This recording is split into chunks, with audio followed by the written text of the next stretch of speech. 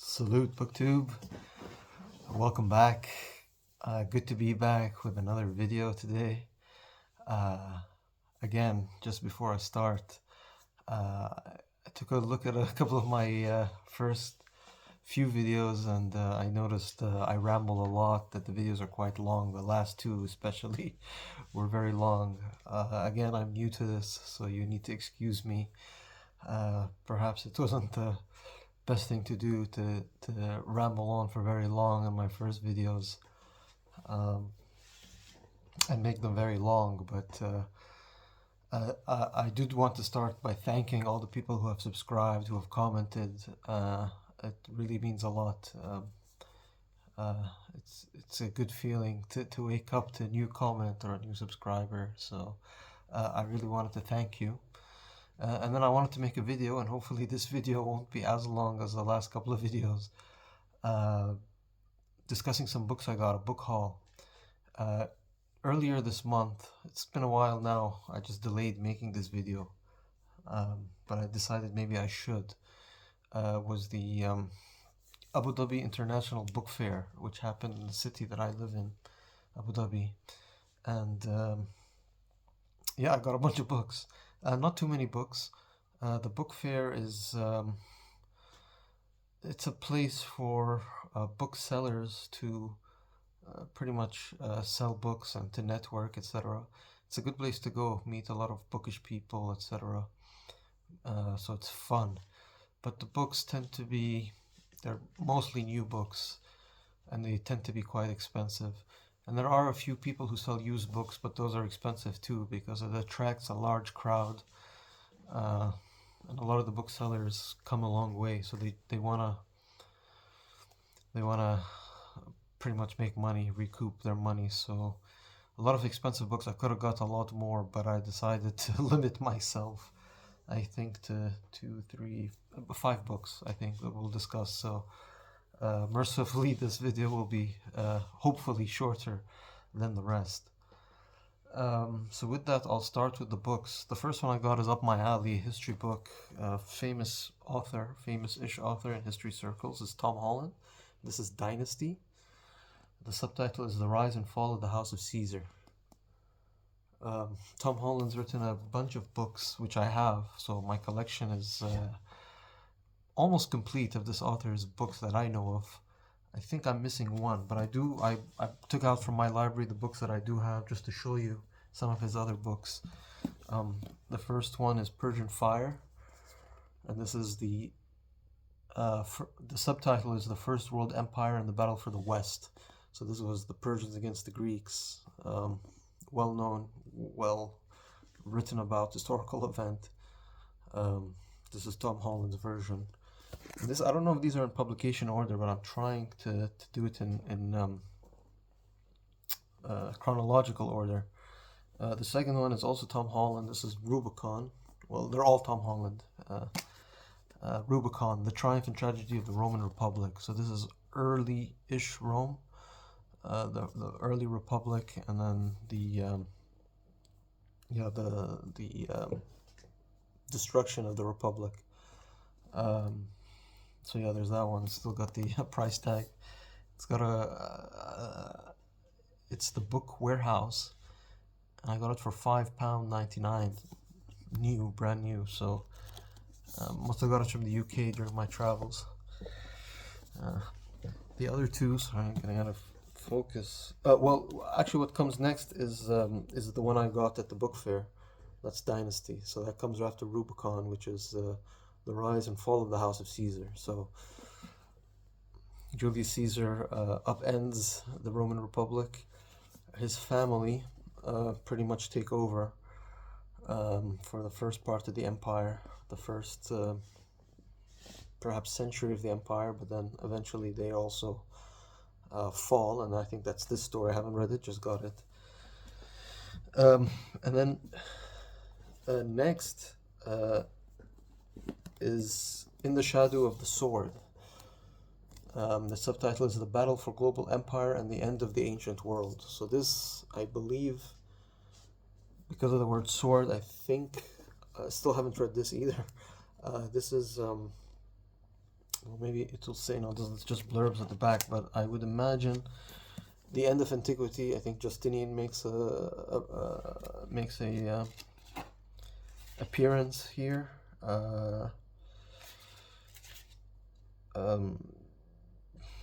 Yeah, basically, the end of the Roman Empire, the coming of Islam. The word sword, it tells you that Islam is going to be there, and then the fight, I believe, but actually near the end, the coming of Islam, the foraging of Islam is the name of the chapter. But then I'm sure there's the clash that happens between Islam and the Christian West once the Muslims reach Spain, get into France, pretty much reach the end of their Western empirical progress. So that's this one. And then there's Millennium by Tom Holland. And I'm guessing that's around the year 1000. This sort of looks like, again, I haven't read this either. I haven't read any of these. I just collected them and they're collecting dust. But now that I got this from the book fair, it'll give me the kick in the behind to read them. And I've heard that this is probably the best one of his books. That's what I've heard on reviews online, etc. But we'll have to wait and see. But yeah, this is AD 900. Few would have guessed that the splintering kingdoms of Europe were candidates for future greatness. So yeah, the word Viking, William the Conqueror, Otto the Great, that kind of time period. So yeah, now I can put them all together, which is exciting, but try to put it in order as well. It's got a nice collection there of the Tom Holland paperbacks. So I've held off on them, but this, again, getting this latest one will give me the kick in the behind to actually get to reading them, preferably in chronological order.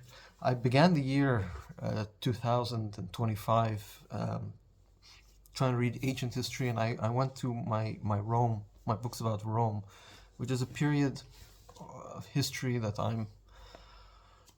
is not in my top list of historical eras. Although when Rome gets involved in the Middle East, I get a bit more interested. Again, for those who don't know, I'm making this video in the heart of the Middle East, where I live in the United Arab Emirates. So the Romans definitely reached the Middle East. The historical border limit of the Roman Empire usually was defined as the Euphrates River. But that includes a whole swath of the Middle East, places like Syria, Palestine, Jordan, which has a very beautiful Roman amphitheater in its downtown that I visited, Syria, and of course North Africa, Egypt and North Africa as well. Also beautiful Roman ruins there, which I haven't seen yet. But when Rome does get into the Middle East, I'm very excited. I enjoy it. I enjoy reading those, but let's say the Germanic parts, again, just because of my background, not as invested in, but still very happy to have those books, have these books, and again, I'd like to read them. Like I said, I started the year reading my Roman history books, but I'm a bit roamed out, so maybe these I'll wait for a bit, maybe get to them later, but if you asked me a year ago about my knowledge of Rome and the Roman Empire, and you ask me now, it's definitely increased because of the number of books I've read about them this year. Anyway, so the next book I actually got, this is a book probably very well known to the bookish community, and it's a book I've read, but I got another copy because the first copy I also gave away, and this I wanted to give to my sister. She's going on a holiday with her family, so and she's not the biggest reader, she's not our level of reader, but she does enjoy reading from time to time, and she keeps asking me for book recommendations. She comes into my library, sees all these books, and she's like, recommend me some, give me some, I want to read some. And knowing that she has a holiday, I ran across this, and I thought it will be good because I want to ease her into reading. I don't want to overwhelm her, not with history and non-fiction books, but slowly, maybe through fiction, get her into the reading illness that we all have. This is Ken Follett, and it's The Pillars of the Earth. Again, very well known, big book. So I got it, and I'll give it to my sister so she can read on her holidays. But for those of you who don't know, the basic premise of this book is the building of a cathedral in medieval England, and it's just a story that Ken Follett weaves through it. Very well received, big seller. Again, I think I'm preaching to the choir, but definitely, if you haven't read it, you should. Again, Ken Follett's other books, I read this and was very interested in his other books, so I started accumulating them. I don't know if they reach this level. I think this is still his best work. I read his 20th century epic, the name of which, the exact name, Fall of Giants was the first one, and then he made it a trilogy. The first one was pretty good. The second and third one sort of decline in quality. But again, I think this is still his best work, so I'm sure my sister will enjoy it. Again, I don't want to give her a big history of, the Austro-Hungarian Empire, but I think historical fiction, this one, definitely, I think she'll enjoy it, or I hope she'll enjoy it. I'll give it to her, I'll let her read it, and then I'll tell you what she thinks, perhaps, in another video. And then, just to round out the last couple of books, so the book fair has a lot of, it's a big book fair in an indoor exhibition center, and there were a lot of book stalls, and a lot of different countries promoting their books, etc. I went and found the French stall, or it was a French museum that had a book stall at the fair. And I found a book that was really nice about Middle Eastern maps, and more than the actual subject matter, what I liked about it, it was in 3 languages. It was in English, it was in Arabic, and it was in French. It had the 3 languages. So my English is, I read mostly in English. My Arabic, I can read in Arabic, but I'm not as fast as English. But my French is comme ci, comme ça. For those who don't know, I don't think I've mentioned this before, I studied in Canada, in Montreal, the French part of Canada. So I got an inkling of French, that I can speak very basically, very beginner French. But I thought that book would be great because it has the English, the Arabic, and the French, and I can read all 3 languages, and then it'll help me improve my French by comparing. So when I went and approached them and asked them, they said, unfortunately, this book is not for sale. It's just a display copy. So I was really bummed out about that one, although it'll probably been very expensive because it was a big book and it was lots of original artwork in the book, maps, etc. So it would probably have been expensive anyway. But so I was disappointed with the French stall, and then just next door to the French stall was the Serbian stall from Serbia, in the former Yugoslavia. So I went over to them, disappointed, with my head down. But then I started speaking with some of the staff that worked at that stall. Very nice Serbian people, and we got to chatting, and of course we got chatting to books, and then they of course tried to upsell me, but I was there because I was very interested. They're just talking about Serbia and Yugoslavia. It's a subject that I'm fascinated by, by the former Yugoslavia, that whole Balkan area. I think because it's in Europe, but it has the cleavages which reminds one of the medieval world. You've got Serbia, which is Orthodox Christian. You've got the Croatians and the Slovenes, which are Catholic Christian. And then you've got the Bosnians and others like Albanians, or Bosnians mostly, that are Muslim. So there's it's not just Muslim Christian, it's Muslim and then 2 sets of Christians. And it kind of reminds me of the period of the Crusades. You had the Ottoman, you had the Byzantine Christians, which were Orthodox. You had the Catholic Crusaders coming from Western Europe and Central Europe to fight to reclaim the Holy Land. And you had the Muslims that had taken over what is, Jerusalem and the area around it, the Holy Land. And the Catholic Western Europeans were trying to reclaim it for Christianity. And at the beginning, of course, it started as the Christians and the Orthodox, the Catholics and the Orthodox coming together as Christians. but it became very clear, as it has throughout history, that the Orthodox and the Catholics don't really like each other, not as much as, not any more than the Muslims. So it's really this three-way triangle, and the alliances always switch. Sometimes the Orthodox and the Muslims are together, sometimes the Orthodox and the Catholics are together, sometimes the Muslims, well, less so the Muslims and the Catholics or the Western European Christians, but either way, that Crusader type of medieval breakdown exists to this day in what was Yugoslavia. The Serbs and the Croats, the Orthodox and the Catholics, the Orthodox Serbs and the Croat Catholics, not a lot of love between them.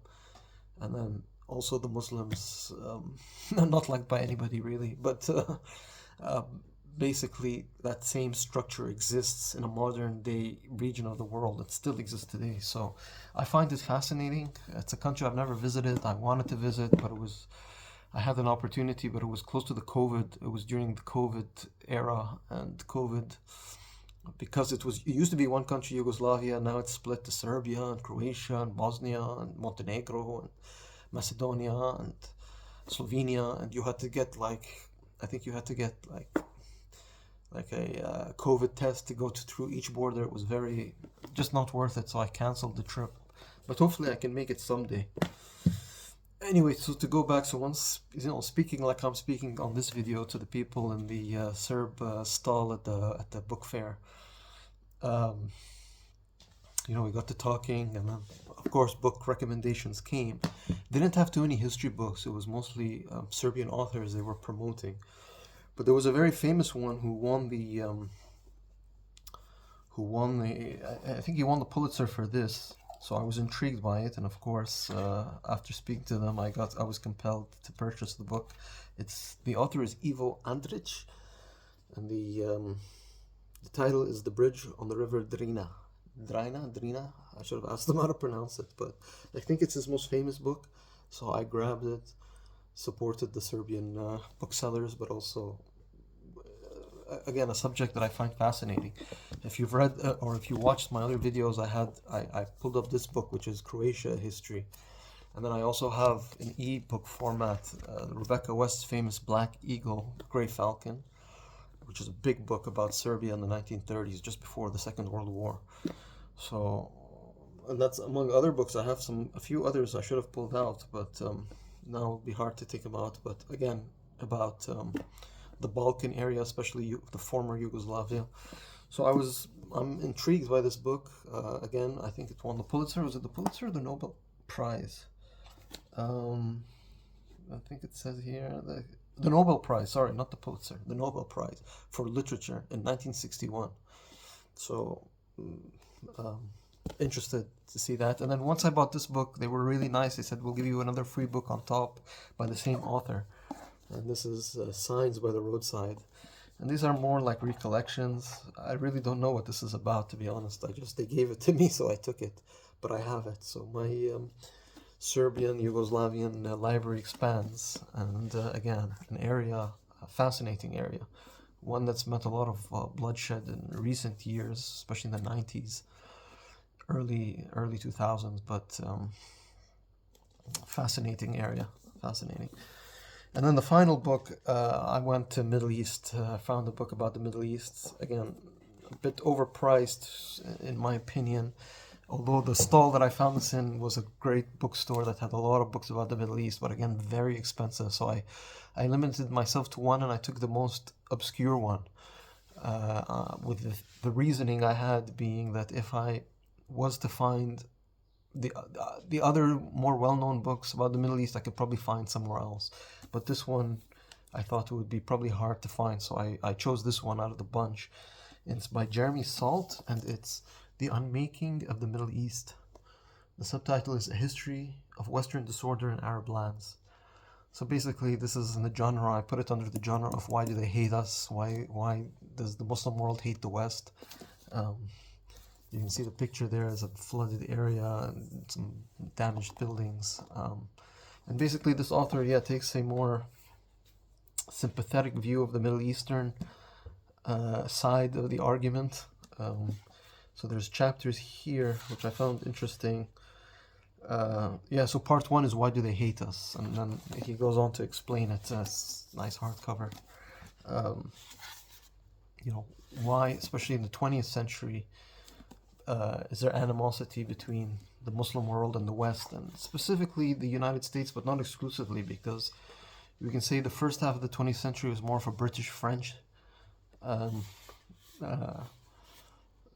superiority or control of the Middle East, and then in the second half of the 20th century, America comes on the stage, but it comes in the stage ostensibly as neutral, but then quickly sides with the Western way of doing things, if you will. But yeah, so the chapters are things like why do they hate us, and then, you know, Ottoman breakdown, small wars in Iraq, and this isn't the wars in 2003.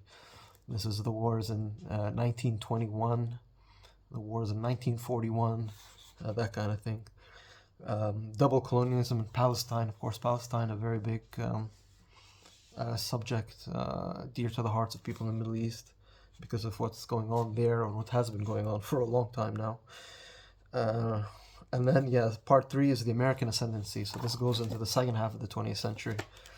So things like, one chapter is called LBJ's Other War. So the war, when you think of LBJ, Lyndon Baines Johnson, the US president, you think of Vietnam. But this is the other war, which I believe is the 1967 war, in which America pretty much supported Israel pretty resolutely. And then there's a chapter disabling Lebanon, the Lebanese Civil War. I'll be interested to see the West's role in the Lebanese Civil War. And then part four is the Bush Wars into the Gulf, George the Son, that's George W. Bush. So this is that's more about Iraq, the recent invasion of Iraq, 2003, etc. So I think this book is from the publication date, just to give us a better 2008, yeah, so before the Arabic Spring, but definitely in the heat of the war in Iraq. So again, I think Jeremy Salt is an American or British academic. Doesn't say, but he's teaches at the Department of Political Science at Bilkent University in Ankara, in Turkey. So based in the Middle East with more of a Middle Eastern sympathies, we can say. So yeah, that's about it. Okay, good, under 23 minutes. That's an improvement. I hope you enjoyed this as much as I enjoyed making it, and I'll make another video soon, hopefully. But for now, I'll say goodbye. Salute, BookTube.